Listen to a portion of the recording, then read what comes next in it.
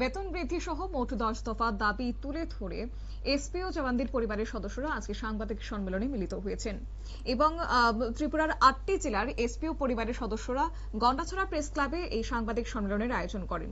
এসপিওদের 10 দফা দাবি সনদ তুলে ধরা হয়। দাবিগুলির মধ্যে উল্লেখযোগ্য ছিল যে এসপিওদের চাকুরি নিয়মিতকরণ, পেনশন স্কিম এবং চালু করা, এছাড়াও রেশন, রাইফেল, মেডিকেল অ্যালাউন্স প্রদান করা, 12 মাসে 13 বার বেতন প্রদান এবং ডিএ টিএ প্রদান করা, বীমা সুবিধা সহ অন্যান্য আর্থিক এবং সামাজিক সুরক্ষা দেওয়া। সাংবাদিক সম্মেলনে উপস্থিত ছিল ত্রিপুরা এসপিও পরিবারের নারী কণ্ঠ সভানেত্রী মাধবী দেববর্মা, হেলন দাস, সুজাতা দেবনাথ, মনিকা চৌধুরী, মীরা দাস, প্রমীলা রায় সহ আরো অন্যান্যরা। অন্যদিকে মাধবী দেববর্মা তিনি জানিয়েছেন যে গত 11 জুলাই তারা 10 দফা দাবি নিয়ে পুলিশের মহানির্দেশকের কাছে ডেপুটেশন প্রদানের জন্য গেছেন, কিন্তু মহানির্দেশক উপস্থিত না থাকায় এডিজি তাদের দাবি সনদ গ্রহণ করেছেন।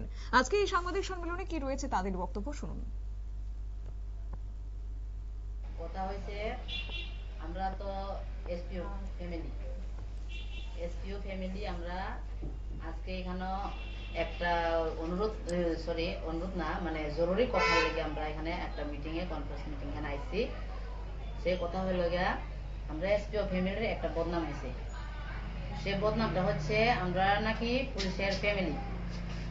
তো পুলিশের যদি আমরা ফ্যামিলি হয়ে থাকি, আমার প্রশ্ন এটাই, কোয়েশ্চনটা, আমরা যদি পুলিশের ফ্যামিলি হয়ে থাকি তো পুলিশের যে ফ্যামিলিতে যে স্যালারিটা আছে সে স্যালারি কোথায়? আমরা তো সেই স্যালারি পাই না।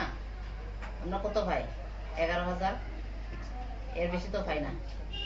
850 কই পাই আমরা? 11,850 দেয়, আমরা তো পুরা পাই না।